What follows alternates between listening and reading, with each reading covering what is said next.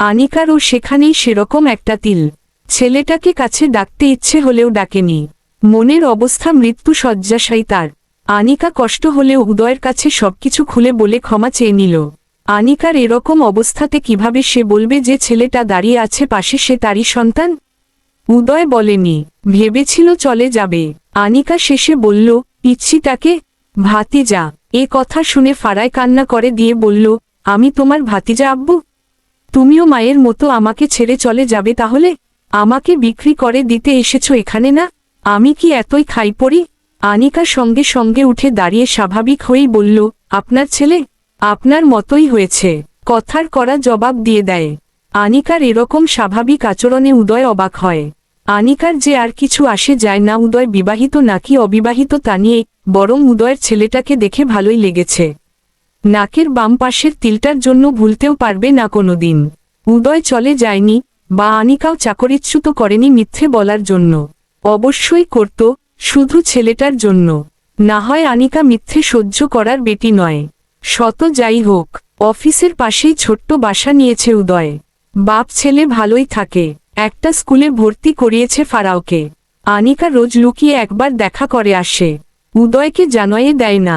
ফারাওকে মানা করে দেওয়াতে সেও বলে না। বাঘের গল্প শোনাচ্ছিল ফারাওকে উদয়। ঘুমাচ্ছে না সে, হঠাৎ বলে উঠল, আচ্ছা আব্বু, আম্মু ডাকটা কি খুব খারাপ? আম্মু ডাকলে কেউ কষ্ট পায়? তোমার অফিসের আন্টিকে আজকে আম্মু ডেকেছিলাম আর উনি সমানে কান্না করল কেন? উদয় অবাক হয়ে জিজ্ঞেস করল, কখন? কখন আবার? দুপুরে। রোজই তো আমার জন্য টিফিনে এটা ওটা আনে। তুমি নাকি পাঠাও, আবার তোমাকে বলতেও নিষেধ করে।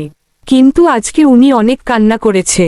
আমার ভালো লাগছে না, ফোন দাও না সরি বলি। উদয় আবার বিড়ম্বনায় পড়ে গেল। ফোন দিতে বাধ্য হলো প্রায়, না হলে ঘুমুচ্ছেই না। আনিকা ফোন ধরতেই ফারায় বলল, সরি আন্টি, আমি আপনাকে কাঁদিয়েছি আজ। আনিকার নীরব কান্নার শব্দ শুনতে পারছে উদয়। জবাব দিল, রোজ কাঁদাবে এভাবে আম্মু বলে? আচ্ছা, এভাবে ওরা কথা বলতেই আছে। পিচ্ছি ছেলেটা কত কথা বলতে পারে। উদয় ভাবছে কে জন্ম দিল আর কে মা হলো। এভাবেই একটু একটু ফারাওকে নিয়েই ফেলেছে আনিকা। ছেলেটা তার কাছে আসতেই চায় না। এক চাঁদনি রাতে আনিকাকে ফোন দিয়ে বলল, পৃথিবীর চাঁদ আকাশে, আর আমার চাঁদটা আপনার কাছে। তাকে ছাড়া আমার ঘুম হয় না। নিয়ে যান এসে। আমি কি আটকে রেখেছি? না, কিন্তু চাইলে আমাকে আটকে রাখতে পারেন। আমার এত সাহস নেই। ফোনটা কেটে আনিকা ঠিকই খুশিতে আত্মহারা। 9 তারিখ তাদের বিয়ে হয়। হানিমুন করতে যায় গ্রামের বাড়ি। এখন উদয় অফিসের না হলেও ঘরের কুকার। শ্বশুরবাড়িতে সে থাকে না, সেই ছোট্ট বাসাতেই থাকে। আনিকারও সেখানে থাকতে কোনো আপত্তি নেই। লোকেরা কত কিছু বলে, আনিকা সেদিকে কান দেয় না। কিছু বছর পরের কথা, সূর্যি মামা এখনো উকি দেয়নি। আনিকা উদয়কে ডেকে বলল, আচ্ছা তোমার রক্তের গ্রুপ কি? ও পজিটিভ। তাহলে জলদি উঠো, একজনকে রক্ত দিতে হবে। সঠিক সময়ে না দিতে পারলে উনিও মারা যাবেন। উনার পেটের সন্তানও মারা যাবে। তোমারও তো ও পজিটিভ। তুমি ফারাওকে নিয়ে যাও, একেবারে স্কুলে দিয়ে এসো।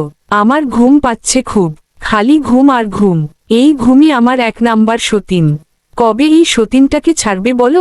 কালকে ছাড়ব, আজকে যাও, মনে থাকে যেন। রোজই এক কথা বলে উদয়। আনিকারও উদয়কে এই নিয়ে বকতে ভালো লাগে। ফারাওকে নিয়ে আনিকা রক্ত দিতে চলে গেল। এরপর আরও 2 ঘন্টা ঘুমানোর পর উঠল উদয়। ভুলে ফারায় স্কুল ব্যাগটাই রেখে গেছে তাড়াহুড়োয়। ফোন দিবে বলে ফোন তুলতেই আনিকার ফোন, ঘুম থেকে উঠা হয়েছে মহারাজের। তাহলে ফারায়ের ব্যাগটা স্কুলে দিয়ে আসা হোক, আমি অফিসে যাচ্ছি। আচ্ছা, তারপর কি রক্ত দিলে? কিন্তু একটা ব্যাপার কি জানো? মহিলাটা কিভাবে যেন ফারায়ের দিকে তাকাচ্ছিল। মহিলা? কি বলো? ফারায়ের দিকে কিভাবে তাকাবে কেন? আচ্ছা, নাম কি উনার? সায়রা আক্তার। উনার স্বামীটাও কি খচ্চর, একবারও নাকি দেখতে আসে না। সবচেয়ে বেশি খারাপ লাগছে কি জানো? জীবনের প্রথম কাউকে রক্ত দিলাম আর সে তারপর 1 ঘন্টাও বাঁচল না। বাচ্চা সহ মারা গেল। উদয় চুপ হয়ে গেল কিছুক্ষণের জন্য। তারপর বলল, ডিজিল্যাব হাসপাতালেই তো। কত নাম্বার কেবিনে? 77। কেন? আচ্ছা, আমার সময় নেই, পরে কথা হবে। তুমি ফারায়ের ব্যাগটা জলদি দিয়ে যাও। আচ্ছা লক্ষ্মীটা। ঘং, রাখছি। উদয় তাড়াহুড়ো করে ফারাওকে ব্যাগ দিয়ে হাসপাতে যায়। ৭৭ নাম্বার কেবিনে গিয়ে দেখে এই সায়রা আক্তার আর কেউ নয়, তার প্রাক্তন প্রেমিকা, স্ত্রী এবং ছেলের আম্মু। সায়রাকে দেখে নিজের অজান্তেই উদয়ের মুখ থেকে বেরিয়ে এলো, দুর্ভাগ্য তোমার সায়রা, এত ভালো একটা মেয়ের রক্ত নিয়েও বাঁচতে পারলে না। পরপারে আল্লাহ তোমাকে ভালো রাখুক। জীবনের _ চাকা। সিয়াম আহমেদ জয়।